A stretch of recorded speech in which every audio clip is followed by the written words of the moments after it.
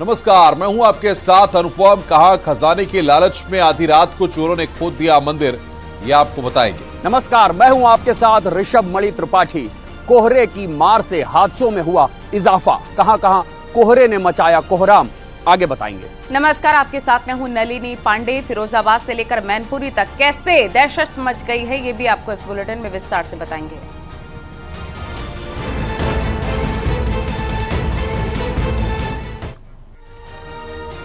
खबर कानपुर से एक बेहद ही चौंकाने वाला मामला सामने आया। यहां एक मंदिर में खजाने की तलाश में चोरों ने खुदाई कर डाली।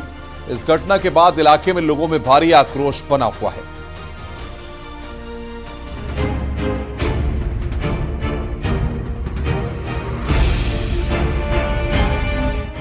खजाने की तलाश में आए चोर, मंदिर में कर दी खुदाई। बेहद ही हैरान करने वाला मामला कानपुर के घाटमपुर से आया है। यहाँ के फरीदपुर गांव के किनारे पातालेश्वर महादेव मंदिर है। आधी रात को खजाने के लालच में चोर मंदिर परिसर में दाखिल हुए और गर्भगृह में 6 फीट तक खुदाई कर डाली। गर्भगृह में शिवलिंग के बगल में ही जमीन खोदी गई है और ये सब हुआ रात के अंधेरे में, जब लोग नींद के आगोश में थे। लेकिन अंधेरा छटने से पहले ही चोर फरार हो गए। रोज की तरह सुबह ग्रामीण मंदिर में पूजा करने पहुँचे तो वहाँ जो देखा वो दंग रह गए। जैसे ही मंदिर में खुदाई की बात का पता चला, पूरे इलाके में ये खबर आग की तरह फैल गई, जिसके बाद तो मंदिर के पास भीड़ जुटने लगी। सभी के मन में ये सवाल था कि आखिर मंदिर में ऐसी हरकत किसने की होगी। चोरों ने मंदिर जैसे पवित्र स्थान तक को नहीं छोड़ा। यहाँ मान्यता है कि मंदिर का शिवलिंग पाताल तक गया है। स्थानीय लोगों का मानना है कि जब मंदिर बना होगा तब इसके आसपास खजाना भी रहा होगा। इसी वजह से चोरों ने वारदात को अंजाम दिया। रात में मूर्ति के बगल में 5-6 फीट खुदाई करके मंदिर को तोड़ने की कोशिश की गई। क्या लगता है क्यों खुदाई की गई होगी? अब इसमें लगता क्या है, ये है कि कुछ अराजक तत्वों द्वारा कुछ अभद्र कार्य किया गया है, जिसमें हम शासन और प्रशासन से चाहेंगे कि उचित कार्रवाई करने की कृपा करें। ग्रामीण तो ये भी आशंका जाहिर कर रहे हैं कि चोरों को मंदिर से खजाना मिल भी गया होगा, जिसे लेकर वो फरार हो गए। गनीमत रही कि खुदाई के दौरान यहाँ पर शिवलिंग और नंदी जी की प्रतिमा को कोई नुकसान नहीं पहुँचा है। इस घटना के बाद से ही फरीदपुर के ग्रामीणों में भारी रोष है। बाद में पुलिस को जानकारी दी गई। पुलिस की टीम भी मौके पर पहुंची। मजरा है फरीदपुर गुच्चूपुर ग्राम सभा का, वहाँ एक प्राचीन मंदिर है। उसी में शिवलिंग के इर्द गिर्द किसी अवांछित तत्व के द्वारा खुदाई की गई है। वहाँ टाइल्स वगैरह तोड़ा गया है, जिसकी सूचना जो गांव समाज के लोग आते हैं सुबह में प्रार्थना करने के लिए, यहाँ पूजा करने के लिए, उसी में से कुछ लोगों ने देखा तो प्रधान जी को तथा अन्य ग्रामीणों को सूचना दी है। इसके संबंध में जाँच की जाए।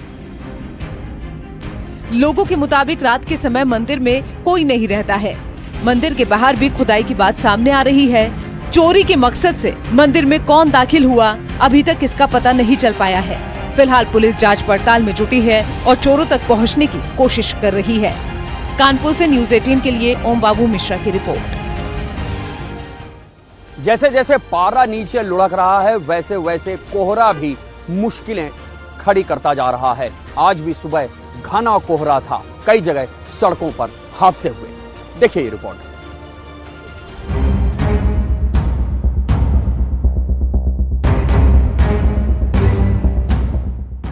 मैदानी इलाकों में सर्दी जहां सितम ढा रही है, तो वहीं सुबह के समय में कोहरा मुसीबत बना हुआ है।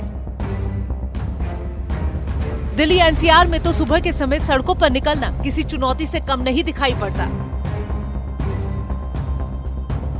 यूपी में भी कोहरा रात और सुबह के वक्त जानलेवा बन गया है, जिससे हादसों में इजाफा हो गया है। शाहजहांपुर में घने कोहरे की वजह से भीषण सड़क हादसा हो गया। एक अज्ञात वाहन से कार की टक्कर हो गई। हादसे में महिला समेत 3 लोगों की दर्दनाक मौत की खबर सामने आई है। शाहजहांपुर के पुवाया थाना क्षेत्र की ये घटना है। एक स्विफ्ट व एक अज्ञात वाहन की टक्कर हो गई, जिससे कि स्विफ्ट डिजायर में बैठे हुए 2 पुरुष व 1 महिला की मृत्यु हो गई है। ग्रेटर नोएडा में भी सड़क दुर्घटना हो गई। कोहरे के चलते ईस्टर्न पेरिफेरल एक्सप्रेसवे पर 5 ट्रक आपस में टकरा गए। विजिबिलिटी कम होने की वजह से ये भिड़ंत हुई। हादसे में एक ट्रक चालक की जान चली गई, जबकि 4 घायल बताए जा रहे हैं। पुलिस ने मृतक के शव को कब्जे में लेकर पोस्टमार्टम के लिए भेज दिया है। घायलों को अस्पताल में भर्ती कराया गया है। बाराबंकी में भी कोहरे का कहर देखने को मिला। यहाँ सड़क पर सब अंधाधुंध था। घने कोहरे की वजह से एक तेज रफ्तार कार इंदिरा नहर में जा गिरी। कार में 5 लोग सवार थे, जिसमें से 2 लापता बताए जा रहे हैं। लापता हुए लोगों की तलाश के लिए एसडीआरएफ बुलाई गई। कार सवार सभी लोग एक पार्टी में गए थे। इब्राहिमपुर गांव के पास ये हादसा हो गया। वहीं झांसी में ललितपुर बाईपास पर सड़क पर कोहरे की वजह से विजिबिलिटी काफी कम थी। यहाँ एक ट्रक का संतुलन बिगड़ गया। ट्रक चौराहे के पास बने मकान की दीवार को तोड़ता हुआ अंदर घुस गया। हादसे के वक्त घर में लोग सो रहे थे। अचानक से जोर की आवाज आई। ऐसा लगा मानो भूकंप आ गया हो। वो तो गनीमत रही कि हादसे में कोई जनहानि नहीं हुई। घर के अंदर करीब 6 लोग थे। सभी ने घर से बाहर भागकर अपनी जान बचाई। हादसे की सूचना मिलने के बाद पुलिस भी मौके पर पहुंची। हम जाने में मजबूर हैं सर, हम रहने चाहते नहीं हैं। कोहरा सड़क पर जानलेवा बन रहा है। आए दिन सड़कों पर एक्सीडेंट देखे जा रहे हैं। पारा लगातार गिरता जा रहा है, जिससे ठंड और कोहरे से राहत जल्द मिलने के आसार कम ही दिखाई दे रहे हैं। Bureau report, news 18। फेस्टिवल देखने जरूर जाएं। विदेशी टूरिस्ट भी इस मेले के मुरीद हैं। आपने ऐसा अनोखा फेस्टिवल कहीं नहीं देखा होगा। देखिए कुछ झलकियां।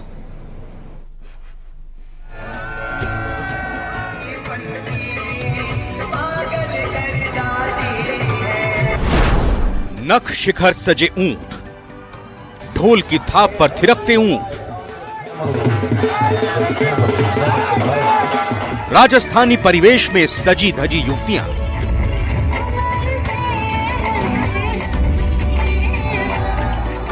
रौबदार मूंछों और मशक वादन हर किसी को अपनी ओर आकर्षित कर रहा है।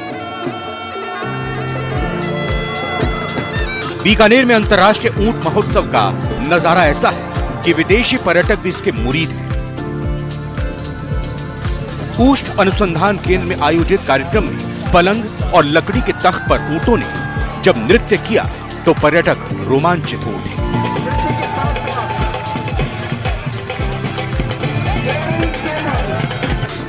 फिर चाहे आग का हैरत अंगेज करतब हो या फिर करतल की ध्वनि, हर कुछ अपने आप में अनूठा और बेहद मनमोहक दिखा। कार्यक्रम को देखने बड़ी संख्या में आए देशी और विदेशी पर्यटक पहुंचे। इसके साथ ही ऊंट सज्जा, ऊंट फर कटिंग और घुड़दौड़ प्रतियोगिताएं आयोजित हुई। The race is very interesting. We never seen that, not in Europe, nowhere in the world. It's very beautiful, and even the camels are very decorated well. Beautiful cuts of the camels.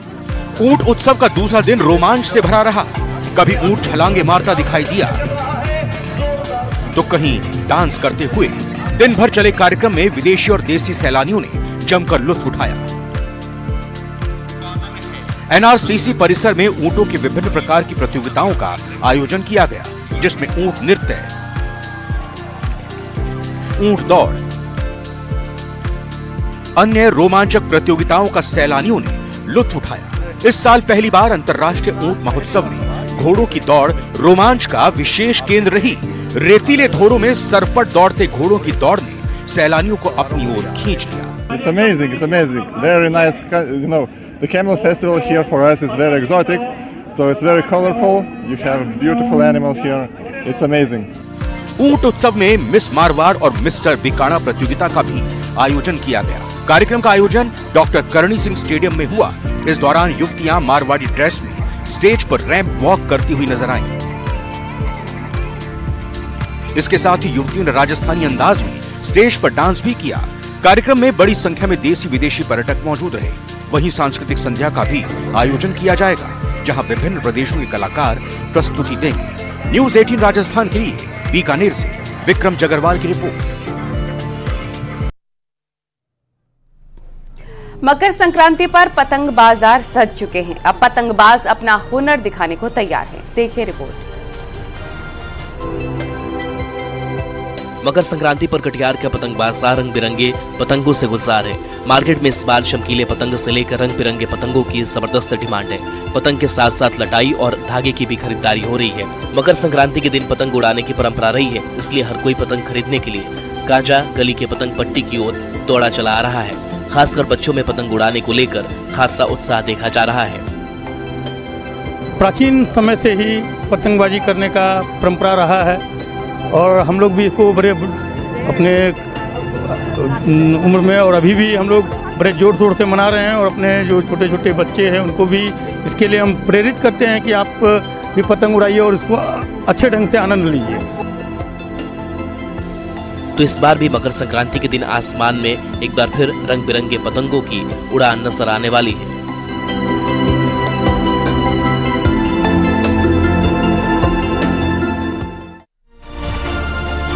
Chamba की 4 साल की एक बच्ची ने अपनी मौत के बाद 2 लोगों की जान बचा ली। मासूम बच्ची खेलते वक्त छत से गिर गई थी, जिसे तमाम कोशिशों के बाद नहीं बचाया जा सका, मगर बेटी की मौत के बाद पिता ने जो फैसला लिया उससे एक नहीं बल्कि 2 लोगों को उनकी जिंदगी वापस मिल गई। अमर हो गई चंबा की 4 साल की साक्षी। बच्ची के देह दान से बची 2 लोगों की जान। खेलते वक्त छत से गिर गई थी मासूम साक्षी।